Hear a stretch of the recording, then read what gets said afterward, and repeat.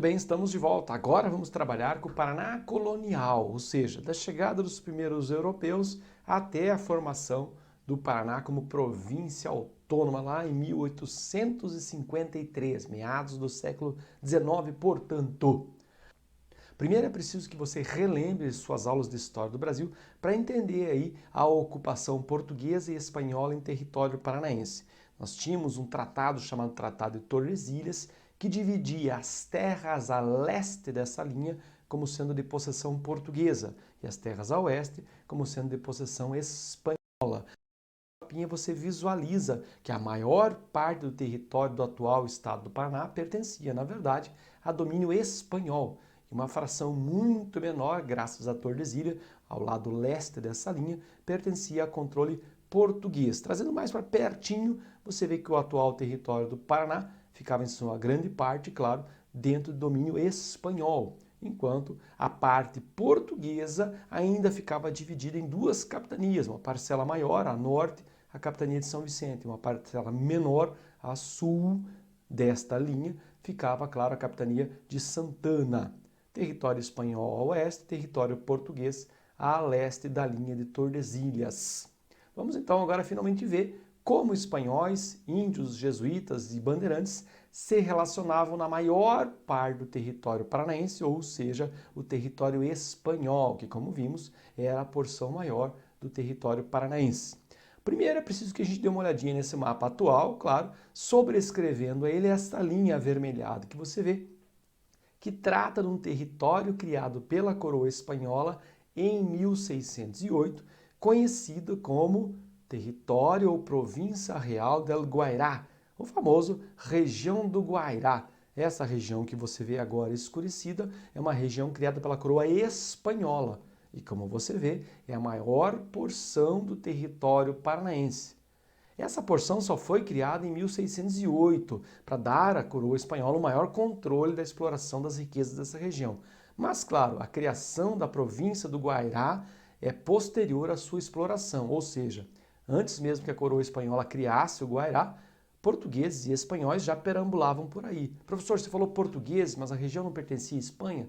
Sim, mas era uma região de difícil fiscalização. Por isso que portugueses e espanhóis desrespeitavam Tordesilhas, desrespeitavam a província do Guairá. Estava todo mundo tentando retirar dessa região alguma riqueza. Portanto, portugueses e espanhóis são os primeiros a entrar em contato com as populações marginais do nosso território paranaense, aqueles que ficavam às margens, aí nas 3 primeiras décadas do século XVI. Essas populações, como vimos, os guaranis foram os primeiros a ter contato com esses europeus que vinham para o sul do Brasil, especificamente no nosso caso no litoral paranaense, para buscar água para os seus navios, buscar lenha, alimentos ou simplesmente porque os desterrados portugueses e espanhóis ou os náufragos eram abandonados nesse território. Desterrado é aquele cara que é expulso de sua terra natal e aí acaba vindo tentar a sorte em terras brasileiras. E é deste contato que nasce as histórias, as possibilidades de riquezas no interior do Brasil, seja ele o português, seja ele o Brasil espanhol, especificamente, no caso, o nosso território paranaense. E é a partir desse primeiro contato dos europeus com essas populações guaranis litorâneas, quer porque os europeus vinham abastecer os navios ou porque tinham sido expulsos de suas terras ou naufragados por aqui, que começa o processo de interiorização, ou seja, de buscar no interior do atual estado do Paraná as riquezas minerais que tantos europeus desejavam. Antes que possamos entender algumas dessas expedições pelo interior do Brasil, é preciso que você dê muita atenção ao famoso caminho do Peabiru. Como o nome sugere, é um termo nativo. Peabiru significa terra batida ou caminho batido. Essas linhas pontilhadas que você vê aí são um caminho nativo original. Isso mesmo, os índios tinham uma espécie de autoestrada, uma picada, um atalho que percorria o Paraná inteiro, de ponta a ponta, de leste a oeste, norte e sul. Por que esse caminho é importante? Primeiro que ele nos mostra que esses nativos eram nômades ou seminômades, ou seja, perambulavam em busca de caça, coleta ou mesmo em busca de melhores espaços para a sua agricultura, para a plantação. Esses caminhos eram importantes para os nativos e vão ser utilizados também pelos europeus. Isso mesmo, é como se os índios tivessem construído as primeiras estradas a cortar o Paraná e os europeus, na sua chegada em busca de suas riquezas, utilizavam parte dessas rotas do caminho nativo original, chamado Caminho do Peabiru. Neste mapinha nós vemos finalmente as primeiras expedições europeias pelo território paranaense. Nós temos lá em 1522 um português chamado Aleixo Garcia, que vai empreender a primeira viagem terrestre de um europeu pelo interior do sul do Brasil. Isso mesmo, Aleixo Garcia é o primeiro cara a perambular pelo interior, essa linhazinha azul que você vê no mapa, do sul do Brasil. E o objetivo, claro, era encontrar ouro ou prata que pudesse estar aí no interior do Brasil. Ele partiu aí das costas de Santa Catarina, ou seja, do litoral catarinense, durou mais ou menos de 2 a quase 3 anos, passando por cortando todo o interior do Paraná, como você percebe aí, passando pelo Paraguai, pela Bolívia, chegando até o famoso Império Inca, lá no que hoje a gente chama de Peru. Contudo, no seu retorno, na sua viagem de volta, Aleixo Garcia acabou sendo morto por tribos guaranis, aí bem pertinho do que hoje é Foz do Iguaçu, por volta de 1525.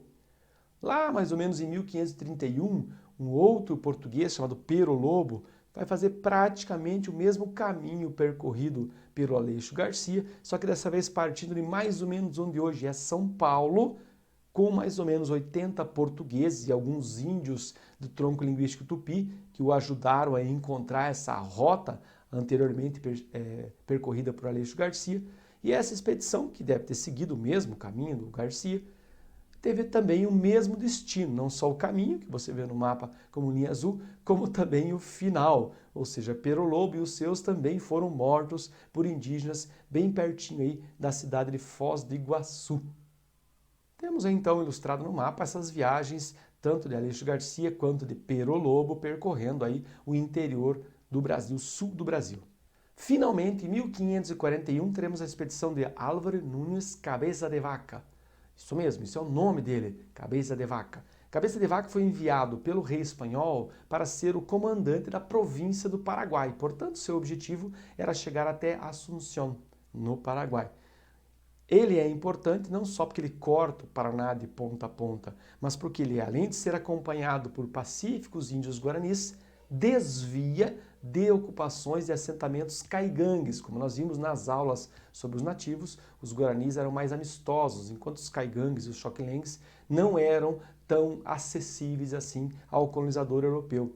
É, portanto, o relato da viagem de Cabeça de Vaca que nos confirma a existência de nativos no interior do Paraná. Vai daí a sua importância, além, claro, de percorrer o interior do sul do Brasil rumo a Assunção.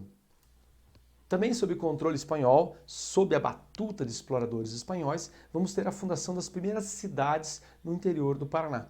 Em 1544, um sujeito chamado Martínez de Irala funda a cidade de Ontiveros, no Rio Paraná, um pouquinho para cima do que hoje é Foz do Iguaçu.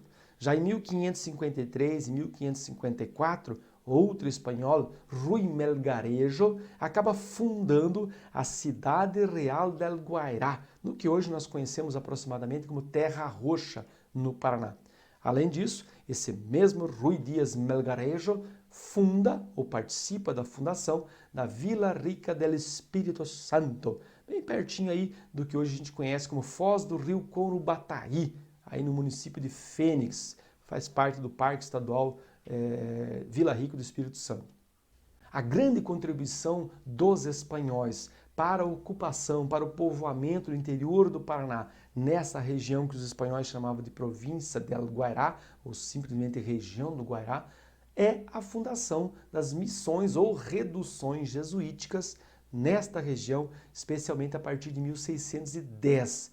A totalização de missões desta região é de 14, isso mesmo, os espanhóis fundaram 14 missões jesuíticas a partir de 1610. Contudo, essas missões encontraram seu fim, ou seus fins, em 1632, na mão dos bandeirantes. Ou seja, pouco mais de 22 anos de existência, quando as missões são atacadas pelos bandeirantes portugueses para a captura desses índios para a escravidão. Nós vemos aí no mapa a fundação da primeira missão jesuítica, lá em 1610, bem no Vale do Paranapanema, onde ficava Nossa Senhora do Loreto, além, claro, de Santo Inácio, no mesmo vale. Já no Vale do Tibagi, ficavam São José, São Francisco, Encarnación e São Miguel, outras 4 missões espanholas jesuíticas. Às margens do rio Ivaí ficavam ainda Jesus Maria, Santo Antônio, São Paulo. No rio Corumbataí foram instaladas São Tomé, a dos 7 Arcanjos.